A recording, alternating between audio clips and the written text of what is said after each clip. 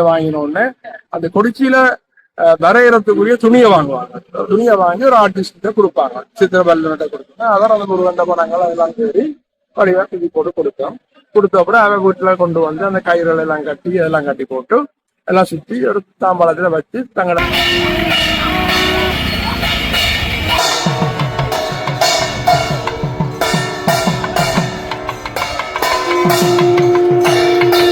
அவைக்கு ஒரு காலாச்சு, அவைக்கு ஒரு கொடிக்கீழ கொடுக்குற ஒரு காலாச்சு, ஒரு கொடிக்கீழ சாதி கொண்டு வர பேருக்கு ஒரு காலாச்சு. அந்த கொடிக்கீழுக்கான சீலையை வாங்கி கீற ஆள்கிட்ட கொண்டு கொடுத்தா அவர் கீறி முதல் நாள் எங்களுக்கு வந்து வீட்டில் வச்சு.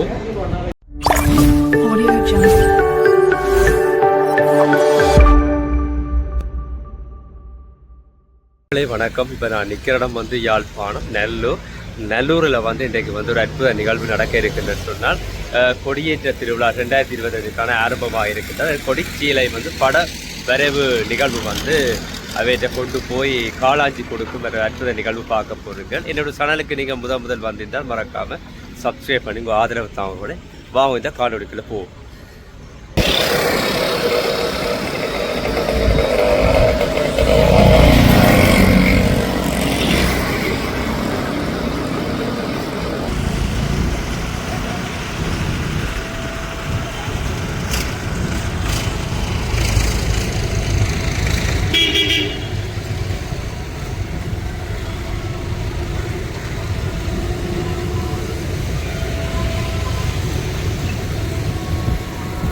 ஐயா வணக்கம். இன்றைக்கு நடைபெற்ற நிகழ்வு வந்து என்ன சொல்றது, காளாஞ்சி அழைத்தல் நிகழ்வு. இது என்ன மாதிரி என்றால் பரம்பரை காலமாக சிறப்புடன் நடந்து கொண்டு வருகிறது. அது ஒரு குறிப்பிட்ட ஒரு ஃபேமிலி தெங்குந்த வம்சத்தை வீரவாத வம்சமான தெங்குந்த முதலிய வம்சத்தை சேர்ந்தவர்கள்லாம் இதுல தொடர்ந்து கொடுத்து கொண்டு வர்றார்கள்.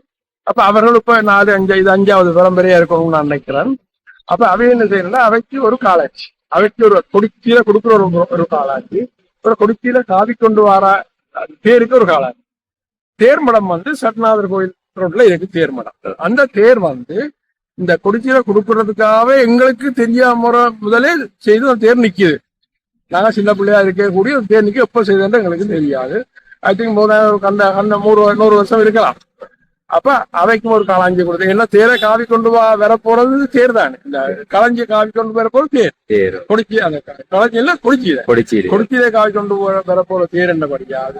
தேர் மடத்திலே அதிலே ஒரு முருகன் கோயில் இருக்குது. அப்ப அவருக்கும் ஒரு காளாஞ்சி இருக்குது. திருப்பி அடுத்த காளாஞ்சிய ஐயர் அவர்கள் கொடிச்சியில கொடுக்கக்கூடிய ஆக்களுக்கு கொண்டே கொடுக்குறாங்க. அவர்கள் பருத்தர் ரோட்ல இலங்கை ஐயவன் கோயிலும் பக்கத்துல வசிக்கிறார்கள். அப்ப அவரெல்லாம் கொண்டே கொடுத்த உடனே அவை என்ன செய்யணும், இன்றைக்கு இந்த காளாஞ்சியை வாங்கினோடனே அந்த கொடிச்சியில வரையறதுக்குரிய துணியை வாங்குவாங்க. துணியை வாங்கி ஒரு ஆர்டிஸ்ட கொடுப்பாங்க, சித்திர பல்லுகிட்ட கொடுப்பாங்க. அதான் அந்த முருகண்ட படங்கள் அதெல்லாம் தேடி வடிவா தூக்கி போட்டு கொடுத்தோம். கொடுத்த அப்புறம் அவன் வீட்டுல கொண்டு வந்து அந்த கயிறுகள் எல்லாம் கட்டி அதெல்லாம் கட்டி போட்டு எல்லாம் சுத்தி ஒரு தாம்பாளத்துல வச்சு தங்கட பூசை அறையில வைக்கணும் தெரியாது, பூசை அறைக்கு வச்சு கும்பிட்டுட்டு தேர் மடத்துக்கு அந்த தேர் கொடியேற்றது முதல் கால அவேந்த வீட்டுல இருந்து மேளதாளத்துடன் கொடிச்சியில தேர்மணத்துக்கு வரும். அப்ப தேர்மணத்துக்கு வந்த பிறகு தேர்மணத்துல வச்சு முருகன் கோயில் அங்கே எல்லாம் வச்சு பூசை பண்ணி வந்த பிறகு அப்புறம் அங்கே இருந்து தேர்ல வச்சு இழுத்து கொண்டு நாங்கள் அடியார்கள் தேர் இழுத்து கொண்டு பருத்தூர் சட்னா கோயில் வழியாக வந்து பருத்தூர் ரோட்ல வந்து அப்படியே இங்க வந்து நல்லூர் வாசல வந்து நல்லூர்ல தேர் நின்றம். அதுல வந்து அதை இறக்கி அந்த தாம்பாளத்தோட அந்த கொடிச்சியில உபயோகம் வந்து ஐயாவிட்ட கையளிப்பார். கையளிச்ச பிறகு அடுத்த நாள் கொடியேற்றத்துக்கு அந்த சீலை பாவிக்கப்படும். இதுதான் பரம்பரையாக நடந்து வர விஷயம். இது தொன்று நடந்து வருது. எங்களுக்கு தெரிஞ்ச அளவில் இது கிட்டத்தட்ட இது உண்மையான விஷயம்தான். அது பரம்பரையா கிடைச்சிருக்கு. அவைக்கு ஒரு கிடைச்ச ஒரு பெருமை, எங்களை ஊருக்கு கிடைச்ச ஒரு பெருமை. நாங்கள் ஊரோட அட்டாச் ஆகி இருக்கிறோம், கோயிலோட அட்டாச் ஆகி இருக்கிறோம். வேற எனக்கு இப்ப இது அடுத்த நிகழ்வு வந்து இப்ப கொடியேற்றத்துக்கு முதல் நாள் நடைபெறுமா? கொடியேற்றத்துக்கு முதல் நாள் காலையில நான் நினைக்கிறேன் 8 மணிக்கு அந்த மண்டபத்திலிருந்து பூசை எல்லாம் நடந்து கொடிச்சியில புறப்பட்டு அப்படியே அந்த ரோட்டால நேர வந்து பரத்தூர் ரோட்ல ஏறி பரத்தூர் ரோட்டால கோயில் முன்பக்க ரோட்டுக்கு வருது. முன்பக்க வாசலால இதுக்குள்ள வந்து கோயில் வாசல் தேரை நிறுத்தி உள்ளுக்கு பொடிச்சு அவை எடுத்து உயாரோ எடுத்து கொண்டு போய் ஐயாவுக்கு அந்த பண்ணுறோம். அப்புறம் 10 மணிக்கு பூஜைக்கு வைக்கிறோம். வச்சு போட்டு அப்புறம் அடுத்த நிகழ்வு அடுத்த நாள் நடக்கும். அடுத்து இதுதான் சாதாரண நடக்கக்கூடிய விஷயம். சரி ஐயா, உங்களுடைய கருத்து நன்றி ஐயா.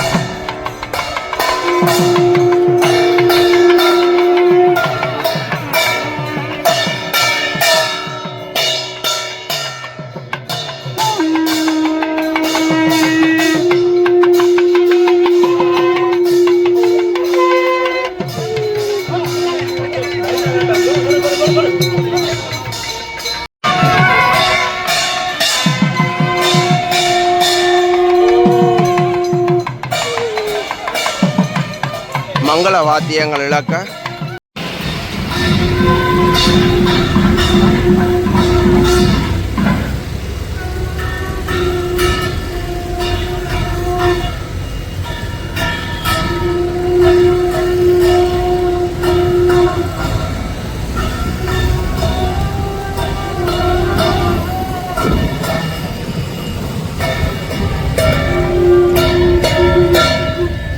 குடிசையில் வந்து மாட்டு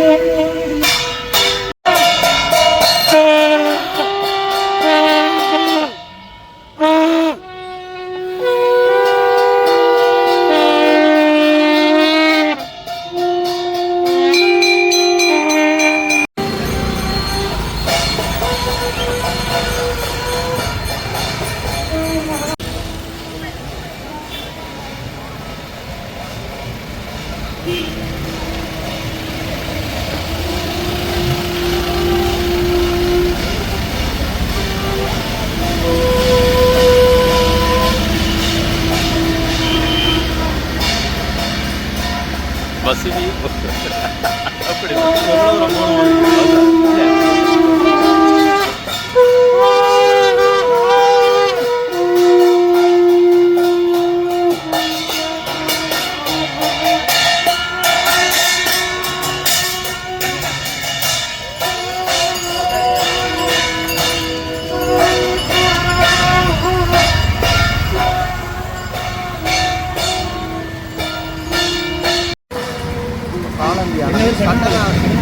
சட்டநாதன்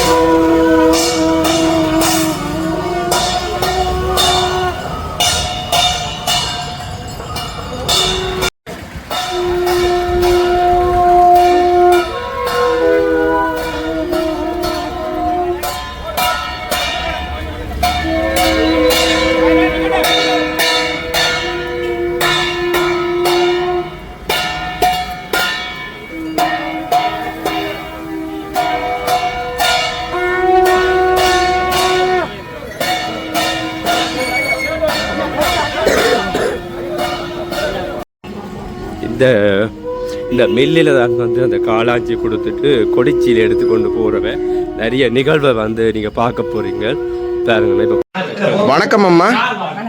இன்றைய நாள் ஒரு புனிதமான நாள்.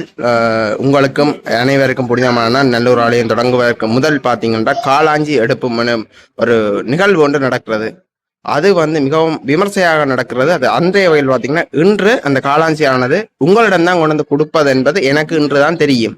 இது சம்பந்தமாக நீங்கள் சொல்லுங்க.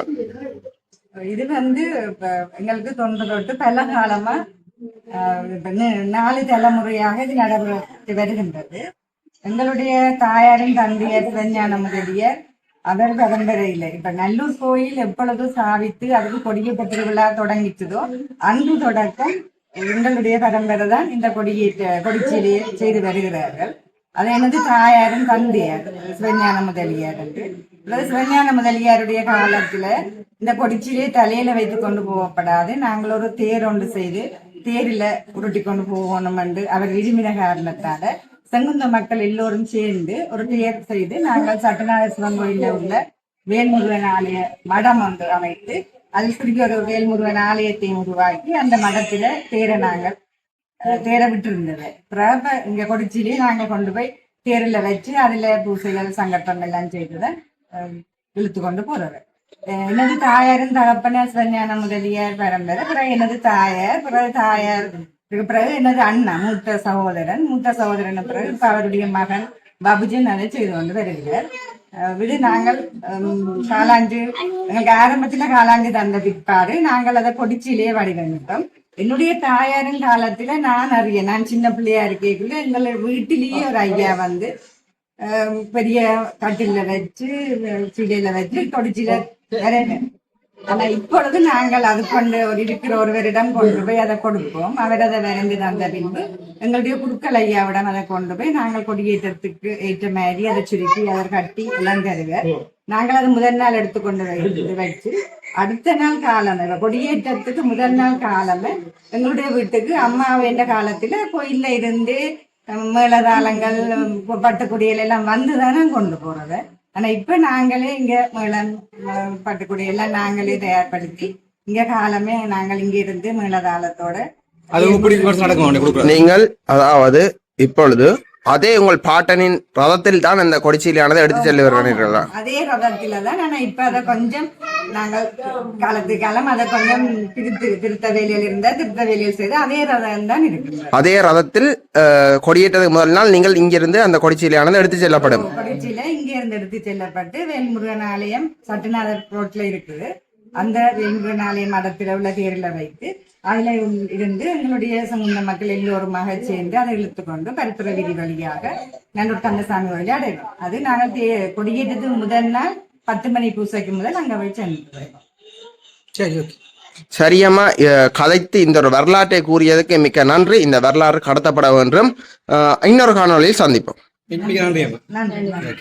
இந்த எங்களுக்கு இந்த உற்சவம் துவங்க போகணும்னு சொல்லி இப்போ கொடியேற்றம் என்ற குறுகலையா சொல்லியிருக்கிறார்.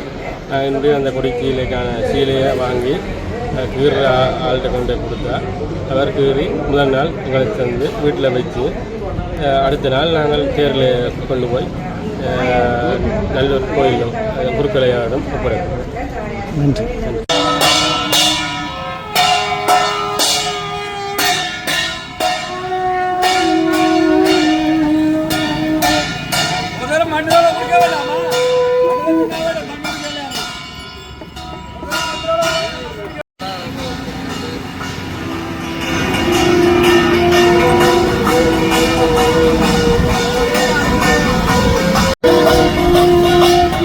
கொடிச்சிலைக்கான அந்த காளாஞ்சி கொடுத்துட்டு வந்து இப்போ கோயிலுக்கு நிறைய நிகழ்ச்சி